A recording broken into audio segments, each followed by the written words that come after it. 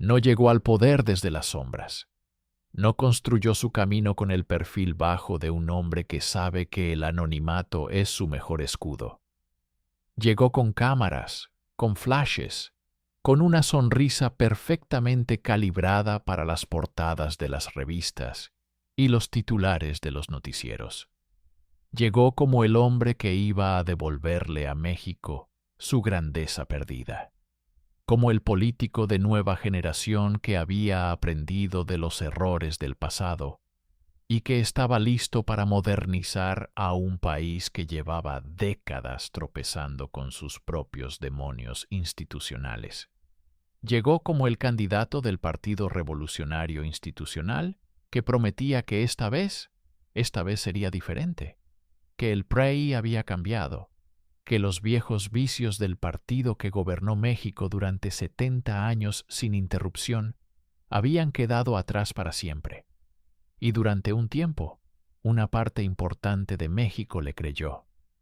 O más precisamente, una parte importante de México eligió creerle, porque la alternativa era admitir que el sistema estaba tan profundamente podrido que ningún candidato con traje y corbata podía repararlo.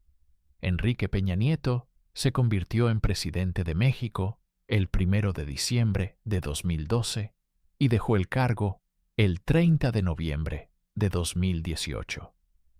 6 años que comenzaron con la promesa de las llamadas reformas estructurales y terminaron con un país más violento, más desigual, más desconfiado de sus instituciones y con un presidente que se fue al exilio dorado de Madrid, cargando el peso de escándalos que en cualquier democracia consolidada habrían resultado en un juicio político, en cargos penales formales, en una celda, y no en un departamento de lujo, en uno de los barrios más exclusivos de la capital española. La historia de Enrique Peña Nieto es la historia de cómo la imagen puede sustituir a la sustancia durante el tiempo suficiente para que un sistema político capturado por sus propios intereses siga funcionando en piloto automático, mientras todo a su alrededor se desintegra. Para entender lo que ocurrió durante el gobierno de Peña Nieto, hay que entender primero el contexto en el que llegó al poder y las expectativas que su candidatura generó dentro y fuera de México.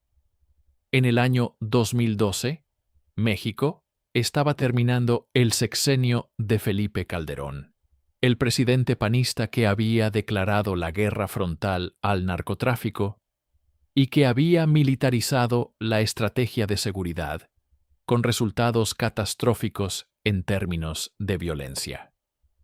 Las cifras de muertos en la llamada guerra contra el narco bajo Calderón superaban las 100.000 personas. Ciudad Juárez había alcanzado niveles de violencia que la convirtieron durante años en la ciudad más peligrosa del mundo. La economía crecía, pero de manera insuficiente para absorber a los millones de jóvenes mexicanos que cada año entraban al mercado laboral sin encontrar opciones reales. El país estaba exhausto, polarizado y buscando algo diferente. Peña Nieto era diferente, al menos en la superficie. Era joven para los estándares de la política mexicana, guapo, de una manera que los medios de comunicación encontraban irresistible, articulado cuando se trataba de dar entrevistas breves, pero curiosamente impreciso cuando las preguntas se volvían más técnicas o más profundas.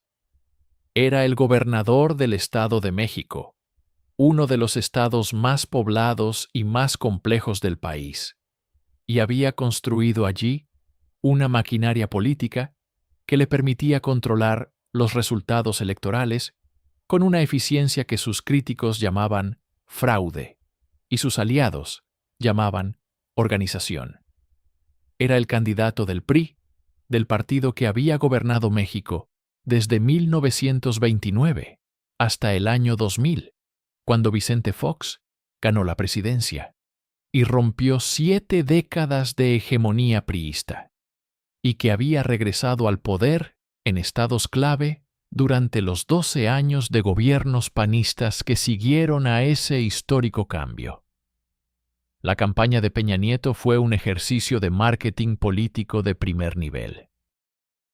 Equipo de asesores de imagen internacionales, mensajes probados con grupos de enfoque, apariciones calculadas en cada tipo de medio de comunicación para maximizar el alcance sin exponer al candidato a preguntas que pudieran complicar la narrativa construida. Había, sin embargo, un elemento de la campaña que trascendía lo estrictamente político y que capturó la imaginación de los medios mexicanos e internacionales de una manera que ningún consultor de comunicación podía haber diseñado mejor si lo hubiera intentado. La boda. En 2010, siendo todavía gobernador del Estado de México, Enrique Peña Nieto se casó con Angélica Rivera, conocida por millones de mexicanos como La Gaviota, la actriz de telenovelas que durante años había sido uno de los rostros más reconocibles de Televisa, la televisora que dominaba el mercado mexicano con una penetración que en algunos momentos alcanzaba el 90% de la audiencia nacional. La boda fue el evento social del año en México. Las imágenes circularon en todos los medios. El político ambicioso con el traje perfecto y la actriz famosa con el vestido que parecía diseñado para ser fotografiado desde todos los ángulos posibles. Era la unión de dos tipos de poder que en México siempre habían estado profundamente conectados, pero raramente habían sido tan visibles en su conexión: el poder político y el poder mediático. Era, para sus admiradores, la versión mexicana de una pareja presidencial de cuento. Para sus críticos, era algo más: la institucionalización de la relación entre el partido que buscaba regresar al poder y la televisora que lo haría posible. La relación entre el PRI de Peña Nieto y Televisa fue uno de los temas más debatidos durante la campaña de 2012. El movimiento estudiantil, #YoSoy132, que surgió en mayo de ese año, cuando un grupo de estudiantes universitarios protestó contra una visita del candidato y fue acusado por él de ser priistas infiltrados, se convirtió en el primer movimiento político mexicano verdaderamente viral en la era de las redes sociales. Y una de sus denuncias centrales era precisamente la cobertura mediática sesgada a favor del candidato del PRI. Documentos que circularon en esa época y que luego fueron analizados por periodistas y académicos sugerían la existencia de acuerdos de cobertura favorable entre asesores de Peña Nieto y ejecutivos de Televisa. El escándalo se conoció como Televisa-Gate y generó atención internacional, pero no fue suficiente para detener la victoria electoral del PRI en julio de 2012. Peña Nieto ganó con el 43,14% de los votos, una mayoría clara, en un sistema de vuelta única. Asumió el poder con una agenda reformista que prometía transformar las estructuras más resistentes al cambio de la economía mexicana. La reforma energética, que abriría el sector petrolero a la inversión privada por primera vez, desde la expropiación de 1938. La reforma educativa que modificaría el sistema de formación y evaluación de maestros. La reforma de telecomunicaciones, que rompería los monopolios que mantenían a México entre los países con Internet más caro y más lento del mundo. Y otras reformas que, sumadas, parecían el programa más ambicioso de modernización que México había intentado desde los años 90. El mundo prestó atención. La revista Time le dedicó una portada en febrero de 2014 con el titular Saving Mexico, salvando a México. En la Casa Blanca, Barack Obama Lo recibió con la deferencia que se reserva para un aliado que hace lo que los planificadores de política exterior en Washington esperan que haga. Y entonces llegó la casa. El 16 de noviembre de 2014, la periodista Carmen Aristegui y su equipo de investigación publicaron en CNN México y en el portal Aristegui Noticias un reportaje que se convirtió en el escándalo político más explosivo del sexenio y uno de los más importantes en la historia reciente de México. El reportaje revelaba la existencia de una propiedad en el exclusivo barrio de Lomas de Chapultepec, en Ciudad de México, en la calle Sierra Gorda, número 72, que se había convertido en conocida entre los habitantes del barrio y en los círculos políticos capitalinos simplemente como la Casa Blanca. No era una casa cualquiera. Era una mansión de $7 millones, con acabados de lujo que incluían mármol importado de Italia, pisos con calefacción radiante, sistemas de iluminación diseñados por especialistas europeos, una cocina equipada con electrodomésticos que superaban el presupuesto anual de un hogar mexicano de clase media, jardines cuidados por personal especializado, y todas las amenidades que definen una vida de opulencia discreta en una de las zonas residenciales más caras de Ciudad de México. El problema no era que la casa existiera. El problema era quién era el propietario real, cómo había sido financiada y cuál era la relación entre el financiamiento de la casa y los negocios del gobierno federal, que dirigía el marido de la mujer a cuyo nombre estaba registrada la propiedad. La casa estaba formalmente en nombre de Angélica Rivera, la primera dama, la esposa del presidente.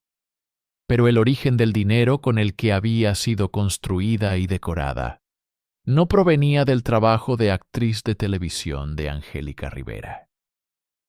Provenía de un crédito hipotecario y de recursos relacionados con Grupo IGA, una empresa constructora del Estado de México que había obtenido contratos millonarios del gobierno estatal durante los años en que Enrique Peña Nieto era gobernador y que, una vez que él llegó a la presidencia, había sido incluida en el consorcio que ganó la licitación para construir el Tren México-Querétaro, un proyecto de infraestructura cuyo valor superaba los $3.500 millones.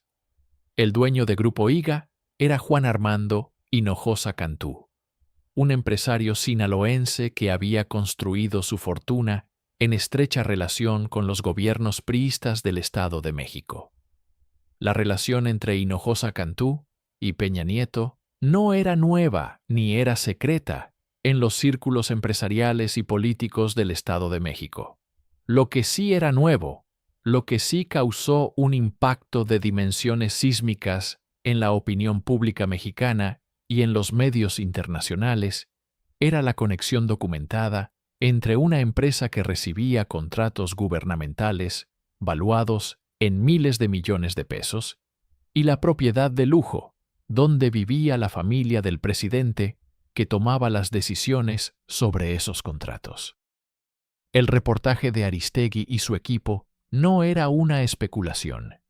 Era una investigación periodística construida con documentos notariales, registros públicos de contratos gubernamentales, información de empresas, testimonios y una cadena documental que permitía trazar la conexión entre el dinero público, la empresa favorecida y la casa de la familia presidencial.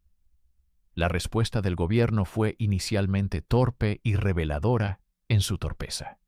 La presidencia emitió un comunicado en el que Angélica Rivera explicaba que ella había adquirido la propiedad con los ingresos de su carrera artística, una explicación que generó burla en redes sociales y que los analistas financieros calcularon que requeriría décadas de trabajo, sin gastar un solo peso, para acumularse. La explicación no convenció a nadie. El daño estaba hecho y era irreparable. La respuesta más reveladora de la crisis, sin embargo, no fue el comunicado de Angélica Rivera, sino lo que el gobierno hizo con quienes publicaron el reportaje. En marzo de 2015, CNN México anunció que no renovaría el contrato con Carmen Aristegui, la periodista más importante de México, la mujer que había publicado el escándalo que definió el sexenio. Fue despedida de la empresa que la albergaba, junto con su equipo de investigación. El mensaje era claro para cualquier periodista mexicano que entendiera cómo funciona el poder en su país. El costo de investigar al presidente no era solo el rechazo del gobierno, era la pérdida del trabajo. Aristegui lo dijo públicamente, y sus palabras quedaron registradas para la historia como una de las declaraciones más contundentes sobre la libertad de prensa en México en ese periodo. Mientras el escándalo de la Casa Blanca dominaba el ciclo noticioso, otra crisis de proporciones históricas sacudía al gobierno de Peña Nieto y ponía en evidencia no solo la corrupción de su administración, sino algo más profundo y más perturbador: la descomposición institucional del Estado mexicano. En la madrugada del 27 de septiembre de 2014, 43 estudiantes de la Escuela Normal Rural de Ayotzinapa, en el estado de Guerrero, desaparecieron después de un enfrentamiento con policías municipales de Iguala, en circunstancias que el gobierno tardó meses en explicar y que nunca explicó de manera satisfactoria. Los estudiantes habían tomado autobuses para trasladarse a la Ciudad de México y participar en una manifestación. Los autobuses fueron interceptados. La policía municipal abrió fuego. Algunos estudiantes murieron en el lugar. 43 no volvieron nunca. La investigación oficial, encabezada por la Procuraduría General de la República, bajo la dirección del procurador Jesús Murillo Caram, concluyó en enero de 2015 con lo que se conoció como la verdad histórica. Los estudiantes habían sido entregados por la policía municipal al cártel Guerreros Unidos, que los había ejecutado y quemado sus cuerpos en el basurero de Cocula. La verdad histórica fue rechazada por los padres de los estudiantes desaparecidos, por organizaciones de derechos humanos, por expertos internacionales convocados por la Comisión Interamericana de Derechos Humanos y por prácticamente cualquier investigador independiente que examinó la evidencia disponible. El propio grupo de expertos de la CIDH publicó un informe que desacreditaba las conclusiones del gobierno punto por punto, señalando inconsistencias científicas, evidencia que no había sido analizada, líneas de investigación que habían sido deliberadamente ignoradas y, lo más perturbador, indicios de que las autoridades habían interferido con la escena del crimen y con el proceso de investigación. El caso de Ayotzinapa se convirtió en el símbolo más doloroso del gobierno de Peña Nieto, porque condensaba todos los elementos que definían la crisis institucional de México: la complicidad de funcionarios del Estado con el crimen organizado, la impunidad sistémica, la corrupción que convertía a las instituciones de seguridad en amenazas para los ciudadanos en lugar de protectores, y la incapacidad del gobierno federal para investigar y sancionar a sus propios funcionarios cuando éstos estaban involucrados en crímenes graves. Y había algo más en el caso Ayotzinapa que lo hacía especialmente devastador para el gobierno de Peña Nieto: la reacción del propio presidente. En el momento de mayor impacto mediático del caso, cuando las manifestaciones llenaban las plazas de las principales ciudades de México y la comunidad internacional exigía respuestas, Enrique Peña Nieto ofreció una imagen que sus críticos utilizarían durante años como evidencia de su desconexión fundamental con la realidad del país que gobernaba. Asistió a un evento en Australia vinculado al G20 y fue fotografiado sonriendo, relajado, en un contexto de turismo de lujo, mientras México ardía. Después, en una entrevista, pronunció una frase que quedó grabada en la conciencia colectiva de México. Ya me cansé. 3 palabras que, en el contexto de 43 jóvenes desaparecidos, comunicaban una indiferencia, una impaciencia y una arrogancia que ningún equipo de comunicación podía reencuadrar favorablemente, por más talento que tuviera. Pero si hay un elemento de la historia de Enrique Peña Nieto que trasciende la corrupción doméstica, los escándalos inmobiliarios y la tragedia de Ayotzinapa, es la conexión que emergió en los tribunales federales de los Estados Unidos entre su gobierno y el cártel de Sinaloa. No es una conexión que el presidente nunca admitió. No es una conexión que ningún tribunal mexicano ha procesado formalmente. Pero es una conexión que quedó documentada en los testimonios de juicio más importantes del mundo del narcotráfico en la última década, y que plantea preguntas sobre el funcionamiento del Estado mexicano durante ese periodo que no han recibido respuesta. El juicio de Joaquín El Chapo Guzmán Loera en la Corte Federal del Distrito Este de Nueva York, en Brooklyn, fue uno de los eventos judiciales más seguidos de los últimos años. Comenzó en noviembre de 2018 y concluyó con el veredicto de culpabilidad en febrero de 2019.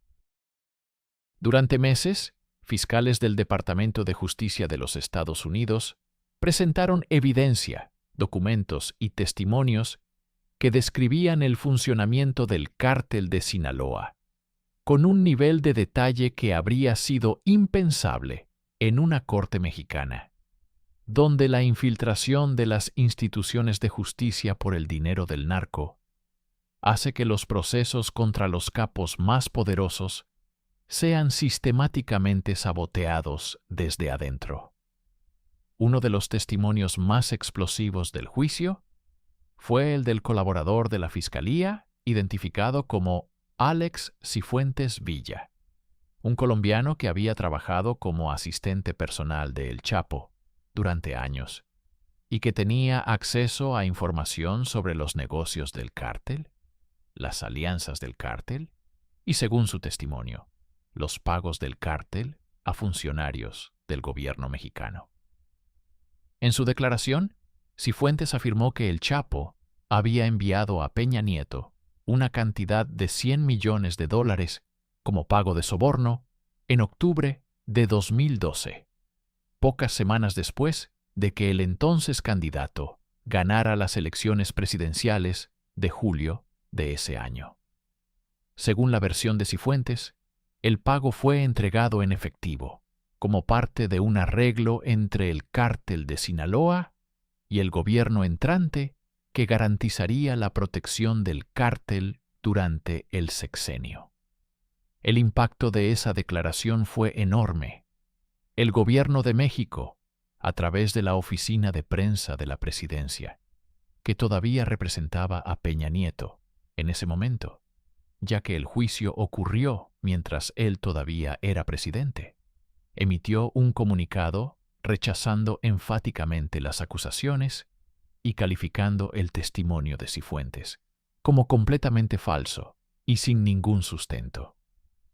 Los abogados de El Chapo también cuestionaron la credibilidad del testigo. Sin embargo, para cualquier observador que había seguido los patrones del gobierno de Peña Nieto durante 6 años, el testimonio de Cifuentes no llegaba al vacío. Llegaba a un contexto en el que la relación entre el Estado mexicano y el crimen organizado durante ese periodo había sido documentada desde múltiples ángulos por periodistas investigadores académicos y organismos internacionales. Lo que estaba en el fondo del testimonio de Cifuentes, y lo que ningún comunicado de prensa podía desactivar, era una pregunta que miles de mexicanos se habían hecho durante años. ¿Cómo explicar la impunidad con la que operó el cártel de Sinaloa durante el sexenio de Peña Nieto? ¿Cómo explicar que en un país donde el gobierno federal declaró repetidamente que la lucha contra el narco era una prioridad de seguridad nacional, el cártel más poderoso del mundo no solo no fue desmantelado, sino que expandió su alcance, diversificó hacia el fentanilo, consolidó rutas internacionales y mantuvo el control de Sinaloa y otras regiones del país, con una autoridad que el Estado mexicano nunca cuestionó seriamente? El Culiacanazo, de 2019, cuando el gobierno de López Obrador soltó a Ovidio Guzmán bajo la presión militar del cártel, fue el evento que reveló de la manera más dramática esa realidad. Pero esa realidad no había comenzado en 2019. Tenía raíces mucho más profundas en la relación entre el Estado y el narco que se había consolidado durante sexenios anteriores. La fuga de El Chapo del penal de máxima seguridad de El Altiplano en julio de 2015 fue el momento más humillante del sexenio de Peña Nieto antes de que llegara la extradición. No fue la primera fuga de El Chapo. Ya había escapado del penal de Puente Grande en 2001, supuestamente escondido en un carrito de lavandería, durante el gobierno de Vicente Fox. Pero la fuga de El Altiplano tenía dimensiones diferentes, porque el penal donde estaba recluido era el de mayor seguridad en México, porque había garantías oficiales explícitas de que el Chapo no volvería a escapar, y porque la manera en que fue ejecutada la fuga revelaba un nivel de preparación, de conocimiento interno y posiblemente de complicidad institucional que iba mucho más allá de lo que podía explicarse con la simple incompetencia del sistema penitenciario. El Chapo escapó por un túnel de 1,5 kilómetros de longitud que comenzaba en la celda de ducha del reo más famoso de México y terminaba en una casa de construcción en el exterior del penal. El túnel tenía iluminación eléctrica, ventilación, rieles para una pequeña motocicleta y todo el equipamiento de una obra de ingeniería que había requerido meses de construcción y el movimiento de toneladas de tierra que en algún momento debieron haber aparecido en algún lugar visible desde el exterior. Las cámaras del penal, según las investigaciones posteriores, mostraban que los guardias habían salido del área de vigilancia de la celda de El Chapo durante períodos estratégicos. Las conclusiones a las que cualquier investigador llegaba al examinar la evidencia eran perturbadoras. La fuga de El Chapo no había sido posible sin complicidad desde adentro, sin personas que sabían qué había debajo de la celda y que habían tomado decisiones para garantizar que el túnel pudiera ser construido y que el momento de la fuga pudiera ejecutarse sin interferencia. Peña Nieto estaba en Francia cuando se confirmó la fuga. Las imágenes de ese momento serían otro elemento del catálogo de instantes en los que el presidente parecía atrapado entre dos mundos: el de la diplomacia internacional de primer nivel, donde se desenvolvía con comodidad, y el de la realidad brutalmente complicada de México, donde le tocaba gobernar. El Chapo fue recapturado 6 meses después, en enero de 2016, en Sinaloa, después de una operación que involucró al actor Sean Penn y a una entrevista que el narco concedió para el Rolling Stone. La recaptura fue celebrada por el gobierno como un éxito de inteligencia. Pero la narrativa de la fuga ya había hecho su daño, y la pregunta sobre la complicidad institucional nunca recibió una respuesta satisfactoria.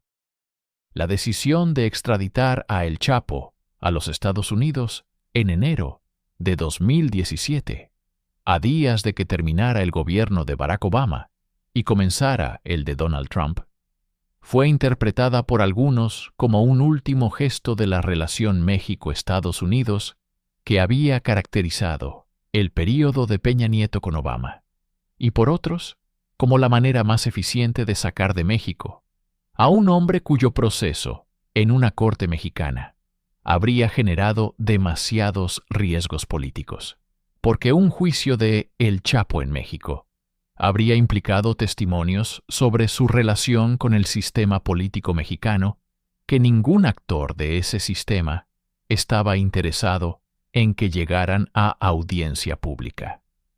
En los tribunales federales de Nueva York, esos testimonios llegaron de todas maneras, pero con la distancia geográfica y jurídica que los hace políticamente manejables para los interesados en México.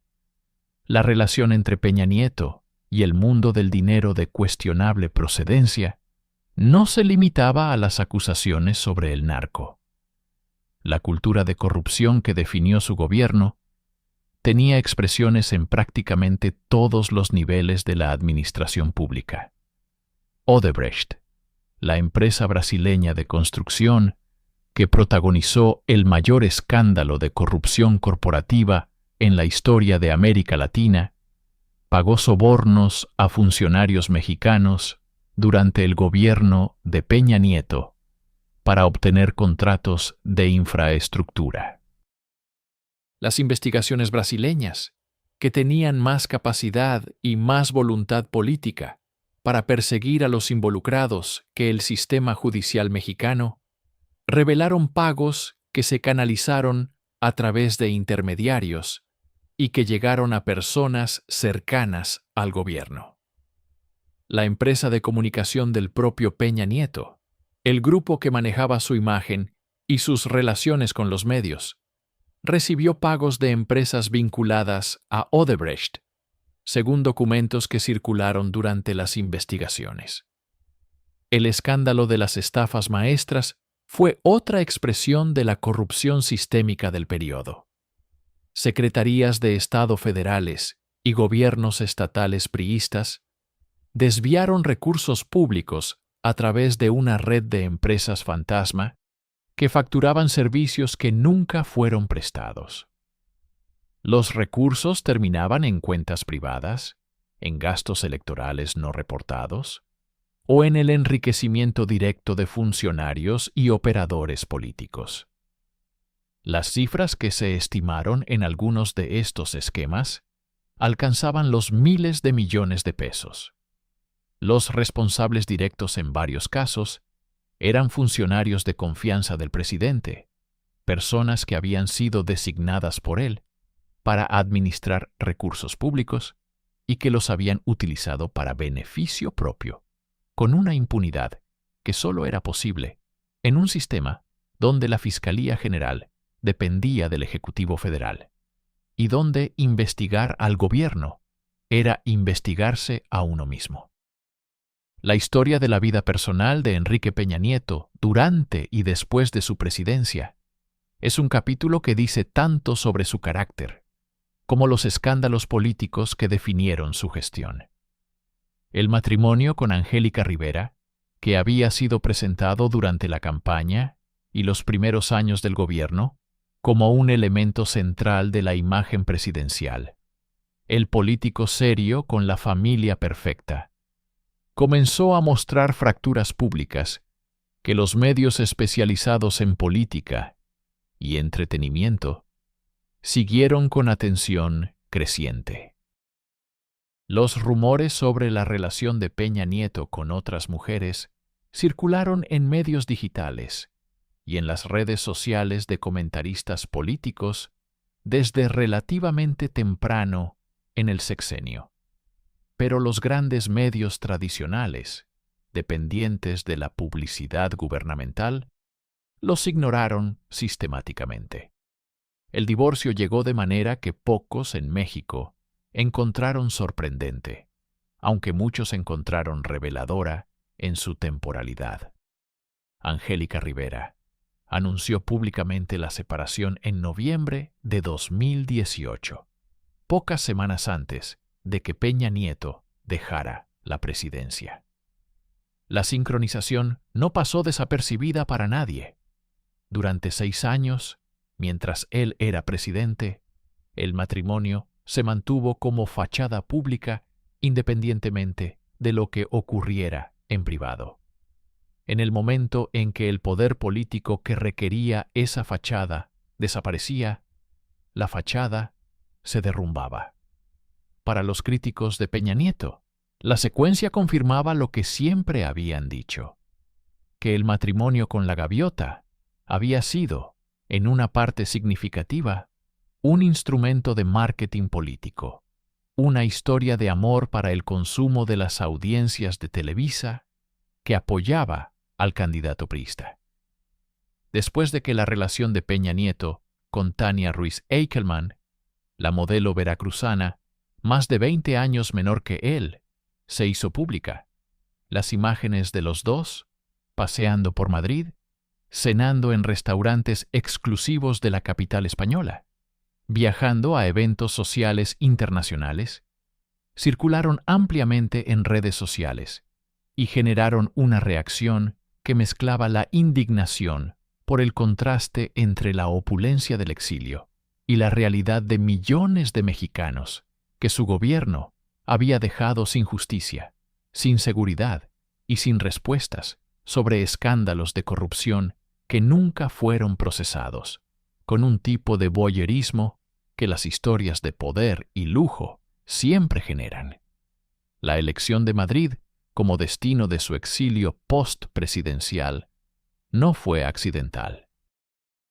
España tiene una relación especial con los expresidentes latinoamericanos que buscan un destino que les ofrezca calidad de vida europea, acceso a sus cuentas y activos internacionales, y la distancia suficiente de las jurisdicciones nacionales donde podrían enfrentar procesos judiciales.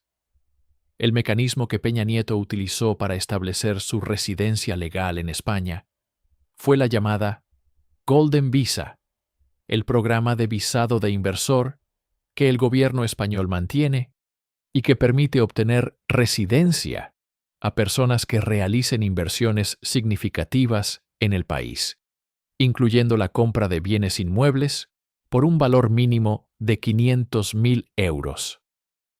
Los registros públicos y los reportes periodísticos que siguieron los movimientos del expresidente en Madrid revelaron una vida construida sobre una capacidad económica que resultaba difícil de explicar con los salarios públicos que Peña Nieto había recibido durante su carrera como funcionario gubernamental.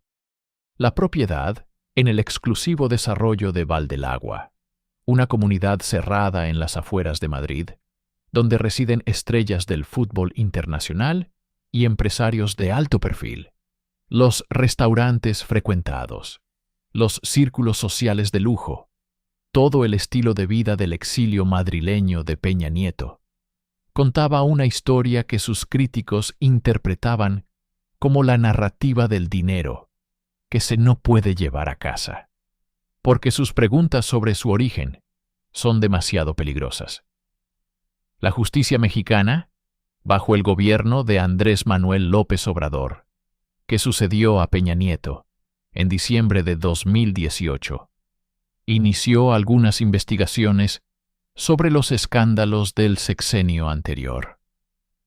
La Fiscalía General de la República, que en el nuevo gobierno mantuvo formalmente su independencia del Ejecutivo, emitió algunas órdenes de aprehensión contra funcionarios del período de Peña Nieto. El exdirector de Pemex, Emilio Lozoya, fue extraditado de España, donde vivía en circunstancias similares a las de Peña Nieto, y decidió colaborar con las autoridades, revelando en un documento que se convirtió en uno de los textos más leídos de la política mexicana, en años los detalles de un sistema de corrupción que, según él, involucraba a prácticamente todos los actores políticos relevantes de las últimas 2 décadas, incluyendo al expresidente. La declaración de Lozoya, exdirector de la empresa petrolera estatal durante el gobierno de Peña Nieto, fue particularmente explosiva, porque incluía afirmaciones específicas sobre pagos de Odebrecht que llegaron al PRI durante la campaña de 2012 y que fueron utilizados para financiar la victoria electoral de Peña Nieto. No se trataba de corrupción administrativa ordinaria, de funcionarios que se enriquecen aprovechando su posición para favorecer contratos privados, aunque eso también estaba en la declaración. Se trataba de algo más fundamental: la acusación de que la propia victoria electoral que llevó a Peña Nieto a la presidencia había sido financiada parcialmente con dinero de soborno de una empresa constructora brasileña, que luego recibió contratos multimillonarios en México. Era una acusación que, si se probaba, no era solo la historia de un funcionario corrupto, sino la historia de un gobierno cuyo origen mismo estaba viciado por el dinero ilegal. El sistema de justicia mexicano, sin embargo, tiene una historia de lentitud, selectividad e ineficacia, que hace que los procesos judiciales contra expresidentes o sus aliados sean extraordinariamente raros, y cuando ocurren, extraordinariamente complicados. Peña Nieto, desde Madrid, negó todas las acusaciones a través de sus abogados y de declaraciones públicas que seguían el mismo patrón que había utilizado durante los escándalos de su gobierno: el rechazo enfático, la descalificación de las fuentes, la afirmación de su inocencia, sin ofrecer explicaciones de fondo, que respondieran a las preguntas específicas planteadas por los investigadores y periodistas. Mientras tanto, la geografía le ofrecía una protección práctica que sus abogados podían administrar, mientras los procesos judiciales mexicanos seguían su curso lento e incierto.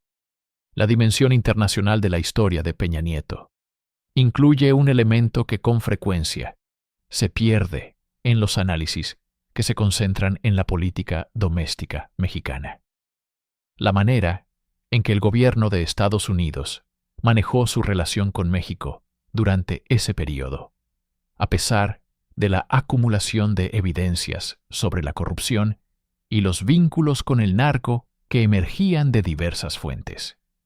La administración Obama, que coincidió con la mayor parte del sexenio de Peña Nieto, mantuvo una relación formal de cooperación con su gobierno, incluso a medida que los escándalos se acumulaban. Hay una explicación pragmática para esto que no es cínica, sino simplemente realista.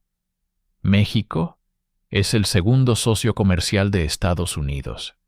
Comparte con ese país una frontera de más de 3.000 kilómetros y es el país de origen de millones de ciudadanos y residentes estadounidenses. La estabilidad del Estado mexicano, aunque sea una estabilidad construida sobre acuerdos implícitos con actores que en un sistema ideal serían procesados por la ley, es un interés estratégico de Washington que con frecuencia supera otras consideraciones. Pero hay un costo para esa pragmática de la estabilidad que los operadores de política exterior en Washington prefieren no discutir públicamente.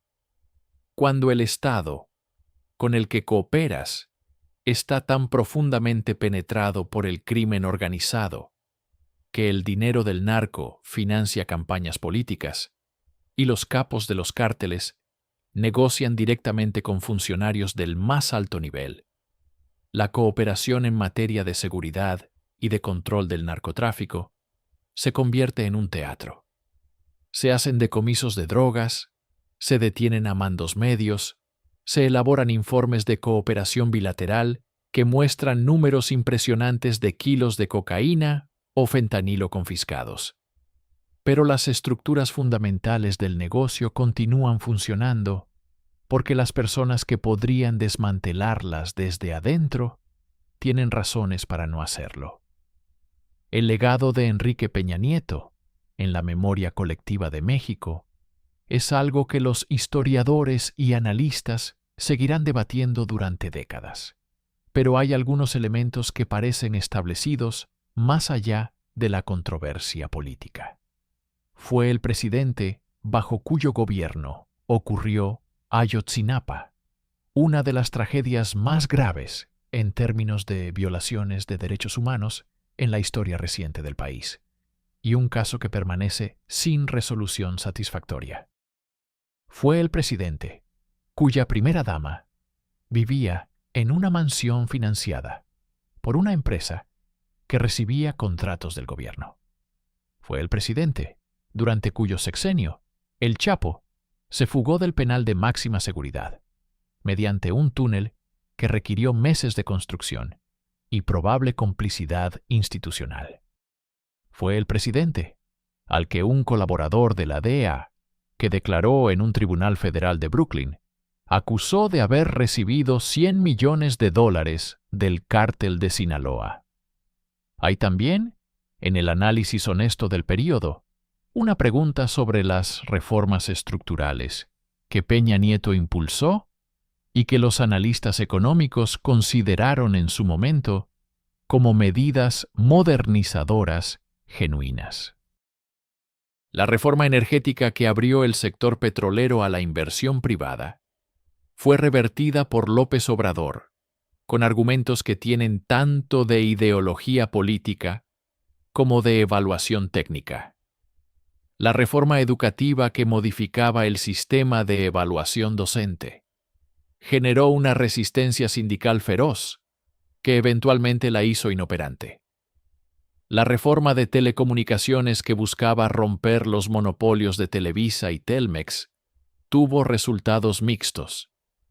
En todos los casos, hay una tensión entre la evaluación de lo que las reformas decían buscar en términos de política pública y la pregunta sobre si las reformas fueron diseñadas también para generar oportunidades de negocio para los actores del sector privado, vinculados al gobierno, a través de las redes de corrupción que definieron el periodo. La figura de Peña Nieto plantea una pregunta más profunda sobre la naturaleza del sistema político mexicano, que va más allá de su persona. El PRI gobernó México durante 71 años continuos sin interrupción y construyó en ese tiempo una cultura política donde la corrupción no era un error del sistema, sino el sistema mismo, donde los recursos públicos eran administrados como propiedad privada de los gobernantes, donde la lealtad al partido era más importante que la lealtad al Estado y donde la impunidad era la norma y la rendición de cuentas era la excepción. Cuando el PRI perdió el poder en el año 2000, esa cultura no desapareció.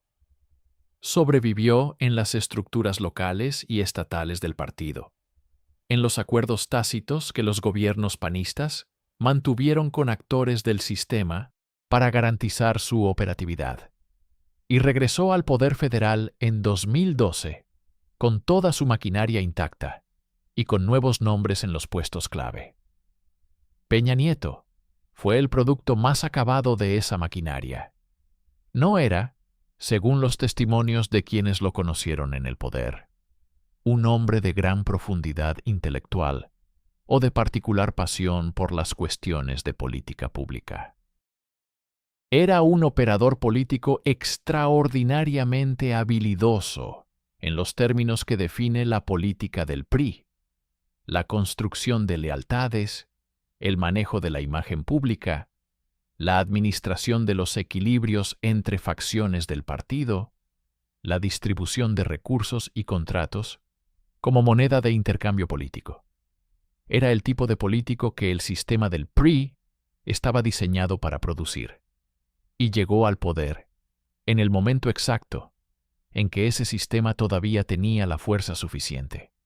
para ganar una elección nacional, pero no la suficiente para resolver los problemas estructurales de un país que se había vuelto demasiado complejo, demasiado conectado globalmente y demasiado consciente de sus propios derechos para seguir aceptando la corrupción como costo inevitable del gobierno. Lo que el escándalo de la Casa Blanca, la tragedia de Ayotzinapa, las acusaciones sobre el narco y los demás escándalos del sexenio revelaron no fue solo la corrupción de un individuo o incluso de un gobierno. Revelaron la corrupción de un sistema que había sobrevivido demasiado tiempo sin verdadera rendición de cuentas.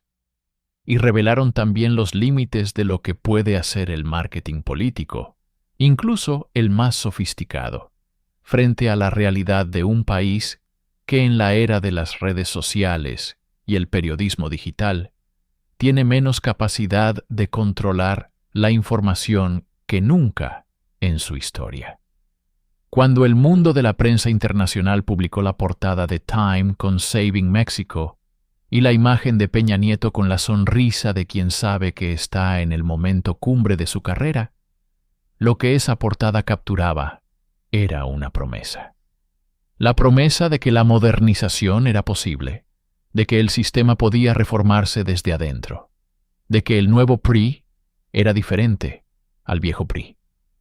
Lo que los años siguientes demostraron, escándalo por escándalo, crisis por crisis, fue que la promesa era en gran medida una construcción de imagen que la realidad siempre estuvo destinada a desmentir. En Madrid, Enrique Peña Nieto vive hoy una vida que la mayoría de los mexicanos que dejó sin justicia y sin respuestas no podrían costear con el salario de toda su vida de trabajo. Sale a restaurantes exclusivos. Frecuenta círculos de poder económico y social europeo.